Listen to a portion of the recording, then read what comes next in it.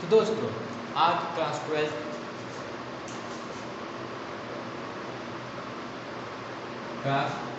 12 से स्टार्ट करने जा रहे हैं मैथ में डिटर्मिनेंट्स, जो कि बहुत अच्छा चैप्टर है। और दोस्तों इसके बारे में मैंने कुछ लिखा है notation the symbol of a1 b1 a2 b2 इसका क्या होता है डिटर्मिनेंट्स और टू ऑर्डर। ये है टू ऑर्डर का, ये है थ्री ऑर्डर का, ये है फोर ऑर्डर का। इसी तरह हम फाइव ऑर्डर का भी लिख सकते हैं, सिक्स ऑर्डर का भी लिख सकते हैं, ठीक है, कोई दिक्कत की बात नहीं है। और ये हमेशा याद रखें कि अगर इधर थ्री ऑर्डर लेते हैं तो इधर भी थ्री ऑर्डर लेना पड़ेगा, ठीक है। इधर अगर टू ऑर्डर लेते हैं तो टू ऑर्डर लेना पड़ेगा, फोर ऑर्डर लेते हैं तो फोर ऑर्डर लेना पड़ेगा, ठीक है। तो इस तरह से हम डिटर्मिनेंट में और आगे कुछ पढ़ना चाहेंगे तो इसको उतार लीजिए आप।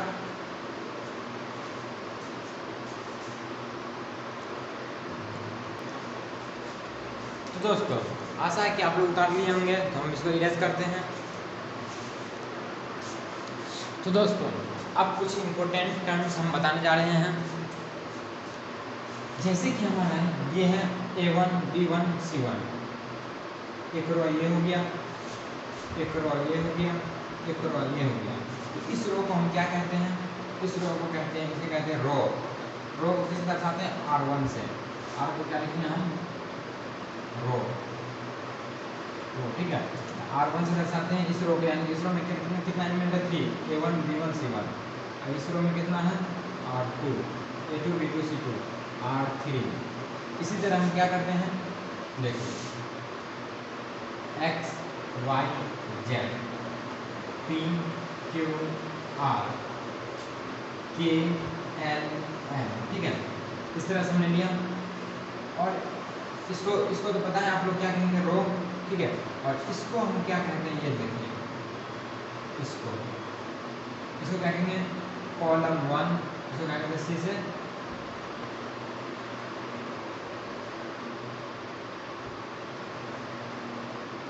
कॉलम, ठीक है। कॉलम 1, कॉलम 2, कॉलम 3, ठीक है। इसको हम कॉलम कहते हैं और इसको रो कहते हैं, ठीक है। तो फिर इसको उतारिए, हम आगे कराते हैं। और दोस्तों एक टर्म है जो लिखेगा इम्पोर्टेंट में नोट करके,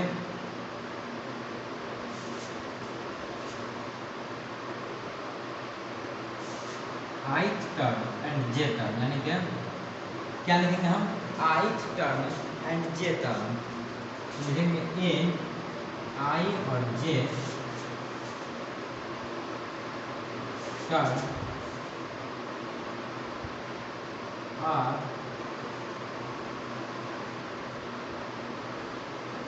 denoted by ith term, ith row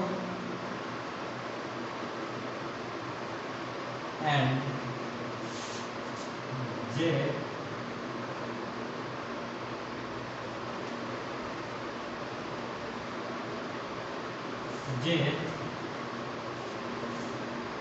क्या है a i j term are denoted by ith row and jth row, ith row and jth row, ith row and jth column भी कर सकते हैं, ठीक है। ith row and jth column में क्या होगा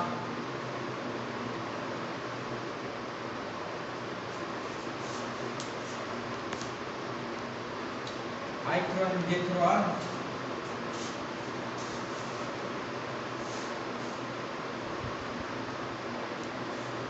क्या होगा कॉलम।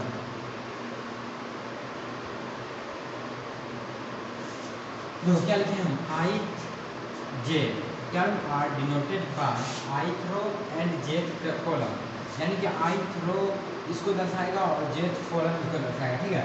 तो आगे हम इस पर क्वेश्चन कराएंगे तो आप लोग अच्छी तरीके से समझ में आएगा, थोड़ी सा आराम। तो दोस्तों कुछ क्वेश्चन देते हैं जिसको आपको करना है कंसीडर द डिटर्मिनेंट, जैसे कि लिए हम 1 2 3 -4 5 6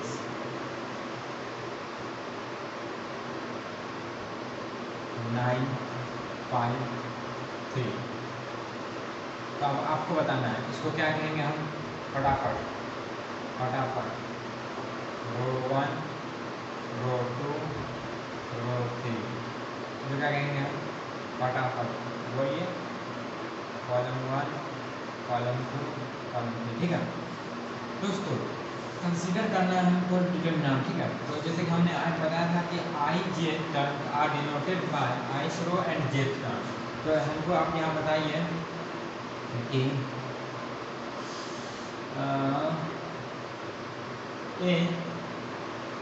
A23 बराबर क्या होगा, देखिए बताइए। A23 बराबर यानी कि 2 बताएगा क्या, रो को, 3 बताएगा कॉलम को, यानी कि third row second row third column. तो second row third column, second row third column में क्या है -6, -6। अब समझ गए। अब देखिए करके दूसरा इसका बताइए। First row first column, first row first column क्या है 1।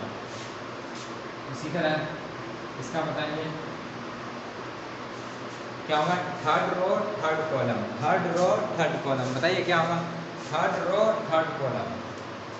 तो थर्ड रो थर्ड कॉलम में क्या हो जाएगा हमारा, थर्ड रो थर्ड कॉलम में क्या 3। लगता है आप लोग को समझ में आ गया। चलिए और क्या देते हैं। A32 इसका मतलब क्या हुआ, थर्ड रो सेकंड कॉलम। तो थर्ड रो सेकंड कॉलम क्या है 5। अब ये रही आप लोग की होमवर्क।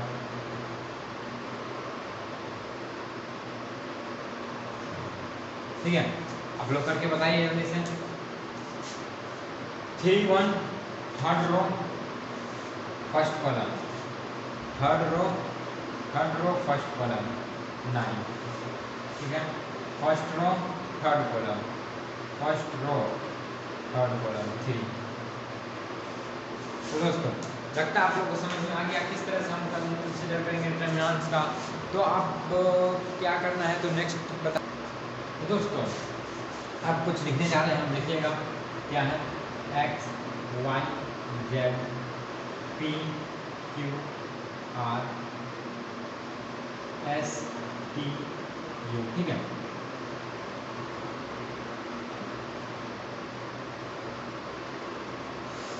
यह है R1 R2 R3 column 1 column 2 column 3, ठीक है।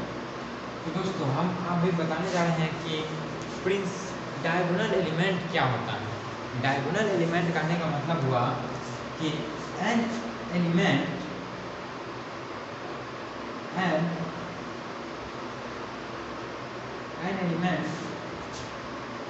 is aij term and I equal to j, यानी कि I और j होगा इक्वल होगा। जैसे कि 11 है, यानी कि 1 और 1 क्या हो जाएगा, 1 और 1 क्या हो जाएगा 11, यानी कि इक्वल हो जाएगा। इसी तरह से जैसे कि डायगोनल एलिमेंट हमको निकालना है तो कॉलम 1 और रो 1 को देखेंगे, ठीक है। कॉलम 2 तो रो 2, यानी कि दोनों सेम होना चाहिए। इसको क्या कहेंगे हम, डायगोनल एलिमेंट। डायगोनल एलिमेंट आप बताइए तो क्या होगा हमारा, क्या ये डायगोनल एलिमेंट होगा, रो 2 कॉलम 1, रो 2 कॉलम 1 यानी कि अलग हो गया, डायगोनल एलिमेंट नहीं होगा। तो क्या ये डायगोनल एलिमेंट होगा, रो 1 कॉलम 2, रो 1 कॉलम 2, यानी कि सेम नहीं आया। अगर रो 1 कॉलम 1 आता तभी डायगोनल एलिमेंट होगा, ठीक है। तो आप लोग को समझ में आ गया होगा कि कौन डायगोनल एलिमेंट होगा। डायगोनल एलिमेंट कौन होगा, देखिए रो 1 कॉलम 1 तो ये हो जाएगा डायगोनल एलिमेंट, रो 2 कॉलम 2 ये हो जाएगा डायगोनल एलिमेंट, रो 3 कॉलम 3 ये हो जाएगा डायगोनल एलिमेंट। समझ गए डायगोनल एलिमेंट किसको कहते हैं। और दोस्तों डायगोनल एलिमेंट जब समझ गए तो और आसान है, इस पाथ पे जितना भी एलिमेंट रहेगा उसको क्या बोलेंगे हम, डायगोनल प्रिंसिपल।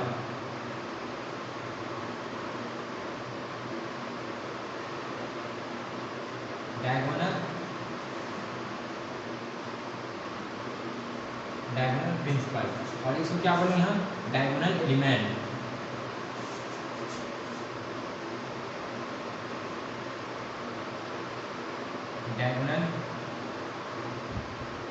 Diagonal element. तो दोस्तों डायगोनल एलिमेंट और डायगोनल प्रिंसिपल का कॉन्सेप्ट क्लियर हो गया। तो हम आगे बढ़ते हैं, उतार लीजिए। तो दोस्तों अब हम सीखने जा रहे हैं evaluate determinant of two order. Evaluate determinant of two order, इसका मतलब हुआ कि दो ऑर्डर का डिटर्मिनेंट को हम किस तरह से सॉल्व करेंगे। तो जैसे कि देखिए a1 a1 a1 2 a2 1 a2 2, ये क्या हमारा दो ऑर्डर का determinant r2 r1 column 1 column 2, ठीक है। क्या हुआ कॉलम 2।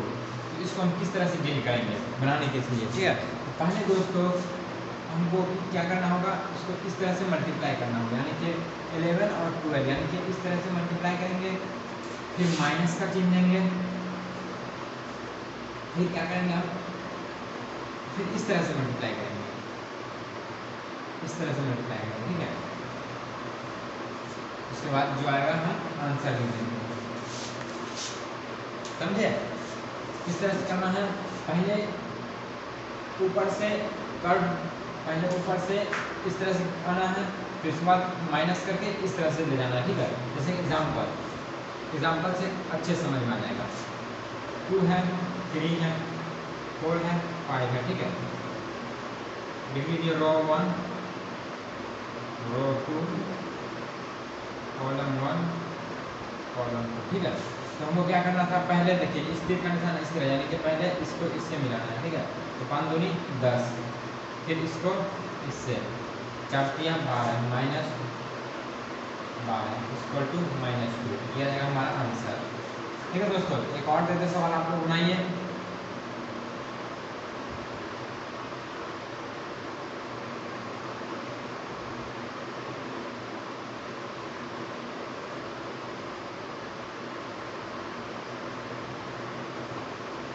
इसको बनाइए फिर हम आगे बढ़ते हैं।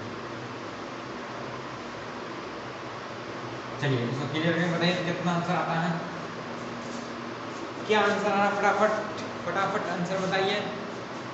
तो देखिए दोस्तों करना क्या वही करना है, इधर से मल्टीप्लाई होती है 27 माइनस 5 या 15 कितना बचा 12, आंसर देख लीजिए 5 2 7 2, ठीक है, 12 आंसर हो गया हमारा। तो हम आगे बढ़ते हैं, हम दोस्तों उतार लीजिए, आगे हम बढ़ते हैं। तो दोस्तों अब हम माइनर एलिमेंट खोजेंगे किस तरह से। देखिए क्वेश्चन क्या था, देखिए minor of an element the determinant that is left removing the row and column passing through a I J, यानी कि आई और जे से जो पास करेगा उसको हम क्या करेंगे, हटा देंगे, और उसके बाद जो बचेगा उसको क्या करेंगे माइनर एलिमेंट। जैसे कि देखिए एग्जाम्पल में 2 है 1 है 5 है 3 है 2 है -1 है 4 है 3 है 1, ठीक है। रो 1 रो 2 रो 3 कॉलम 1 कॉलम 2 कॉलम 3, ठीक है। तो हमको जैसे कि निकालना है माइनर ऑफ 2 निकालना है, माइनर ऑफ 2 निकालना है। किस तरह निकालेंगे हम, ये 2 को देखेंगे और इसके आई थ्रो मतलब क्या होगा, आई थ्रो यानी कि R1 से जितना भी एलिमेंट सब आ गए हटा देंगे, R1 को हटा देंगे। आई थ्रो मतलब क्या हुआ कि R1 को हटा दिया, ठीक है, और जे थ्रो मतलब कॉलम को हटा दिया। जब इसको हटा दिया तो आपको क्या नजर आ रहा है, देखिए ये नजर आ रहा है, ये पोर्शन हम वही लिख देंगे, क्या लिखेंगे हम 2 -1 3 और 1, ये आया। अब इसका सोल्यूशन करना था, आपको बताए हैं क्या हुआ, देखिए 2 एकानी 2 माइनस 3 एकानी 3 -3, तो क्या हो जाएगा, ये प्लस लगाकर बिंदु 5, ये आ जाएगा हमारा आंसर, ठीक है। माइनर ऑफ 2, फिर देखिए यहाँ पे जैसे कि हमको निकालना माइनर ऑफ 4,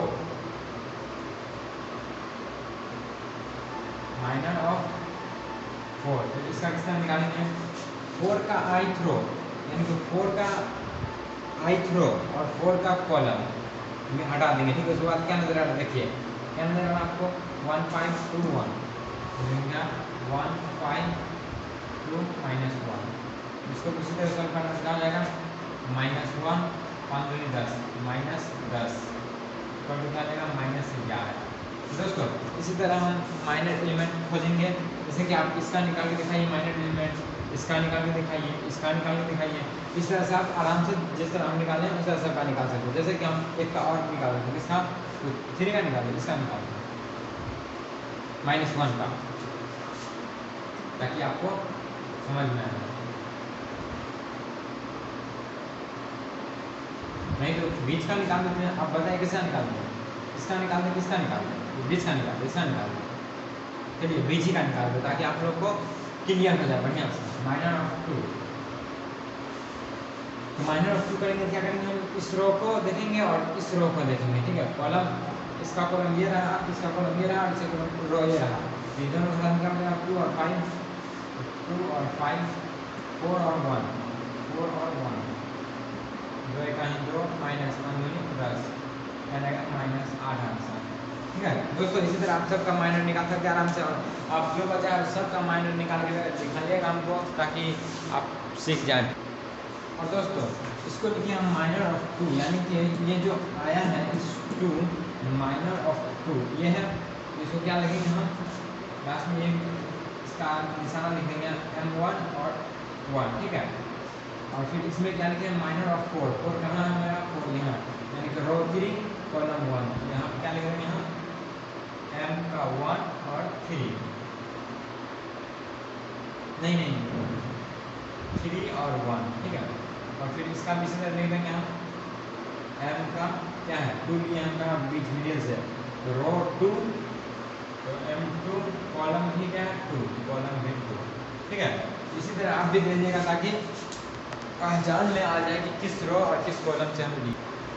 तो दोस्तों लाए हैं कोफैक्टर ऑफ एन एलिमेंट, यानी कि कोफैक्टर आप किस तरह से निकालेंगे, देखिए cofactor of an element, factor of an element Aij is denoted by Cij and is defined as, यानी कि Aij को ही Cij में हम कर देंगे तो क्या हो जाएगा कोफैक्टर।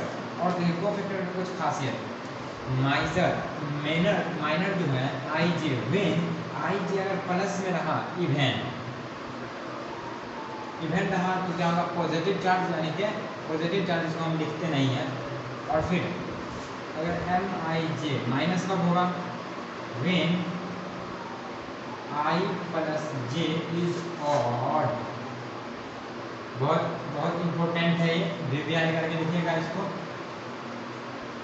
बहुत इंपॉर्टेंट है, इसको हमेशा याद रखना है। अगर माइनर यानी कि I और j को जोड़ेंगे तो ऑड आया तो माइनस पहले लगा देंगे, उसके बाद हम हिसाब क्लियर करेंगे। और फिर अगर इवेंट आया तो क्या करेंगे पॉजिटिव का पॉजिटिव रहने देंगे। फिर एग्जाम्पल समझिए आप, जैसे कि लेते हैं हम 2 3 1 2 4 4 3 1 1 3 4, ये भैया क्या देते हैं, इसको 2 करो, इसको भी 2 करो, इसको भी 3 करो, ठीक है। अब देखो इसको मानो रो, इसको मानो रो, इसको मानो रो, क्या हुआ R1 R2 R3 दिखाई पड़ रहा है ना, कॉलम 1 कॉलम 2 कॉलम 3, ठीक है। तो हमको इसका निकालना है cofactor of 1 equal to cofactor of 1 निकालना, 1 निकालना यानी कि 1 निकालना, इसका मतलब क्या होगा M1 और फिर 1, यानी कि 1 1 1, यानी कि क्या है हमारा ये आ गया 1 + 1 क्या है पॉजिटिव, यानी कि जो है उसको उसी तरह लिख देंगे, ठीक है। अब क्या करेंगे हम पहले माइनर निकालेंगे, क्या कोफैक्टर का क्या करेंगे पहले साइन, माइनर ही से साइन निकालेंगे, फिर उसका माइनर निकाल देंगे, मेरा कोफैक्टर निकल जाएगा। देखिए अब इसका 1 का निकालना है ना, वो कितना निकालना 1 का, तो 1 का कॉलम को झाँप देंगे और 1 का रो को झाँप देंगे, ठीक है। तो रो कॉलम को झाँपेंगे तो हमको ये नजर आएगा क्या -2 1 3 2। उसको सॉल्यूशन कीजिए, क्या है 2 दूनी 4 -4 और उसके बाद माइनस 3 का ही 3 यानी हमारा 7 -7। इसका मतलब क्या है कोफैक्टर ऑफ 1 का क्या है हमारा -7। इसी तरह देखिए दूसरे के लिए निकालते हैं हम 3 का।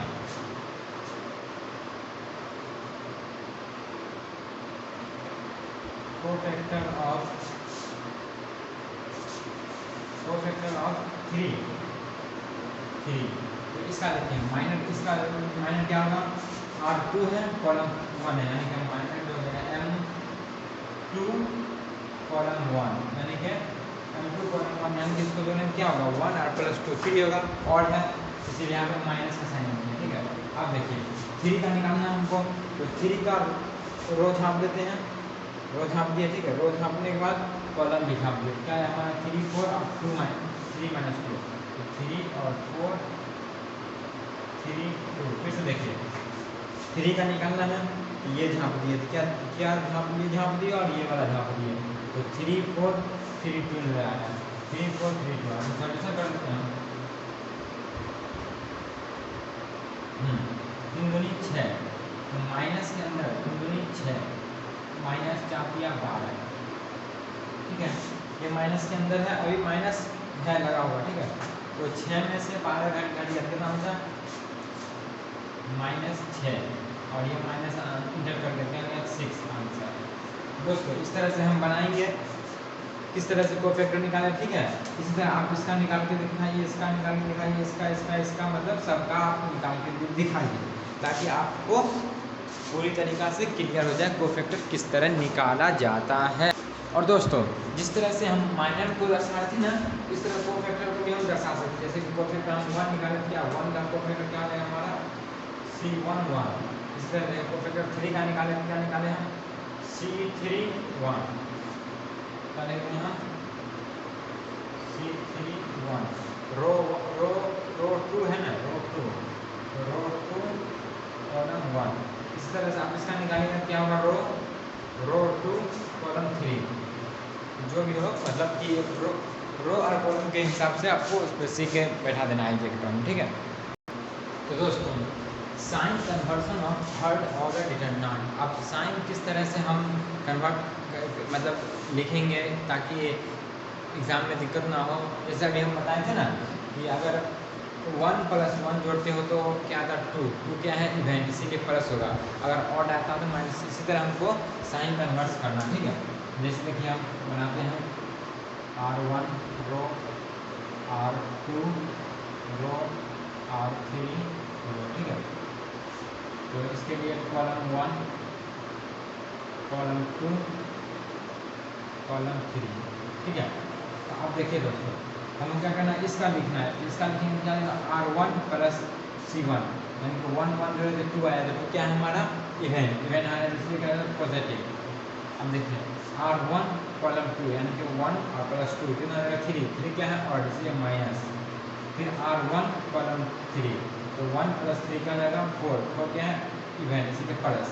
बस इसी तरह अगर ऑड आया तो क्या हो जाएगा माइनस, इवन आया तो प्लस। बस इस तरह क्या करना है हमको रो और कॉलम को देख के, जैसे कि रो 2 है कॉलम 1 है तो जाएगा 3 माइनस 4 + 5 माइनस 4 प्लस 3 2 5 माइनस फिर 3 3 6 प्लस। इसी तरह हम अभी तो हम 3 ऑर्डर किए, आप लोग 4 ऑर्डर का भी कीजिएगा, 5 ऑर्डर का भी कीजिएगा। ठीक है, 5 ऑर्डर करने से क्या होगा कि 4 ऑर्डर करेंगे हम होगा थोड़ा हमारा मिस्टेक होगा, और 5 ऑर्डर करने से क्या होगा कि पूरा माइंड एकदम कंसंट्रेशन क्लियर हो जाएगा कि यार प्लस है क्यों, इवेंट माइनस है क्यों, और बस अरे मेरा ही देखो अभी समझ में आया ना। ठीक है, कोई बात नहीं, थोड़ा देर बाद अपने आप सोचना यार मेरा कोई माइनस क्यों आ गया।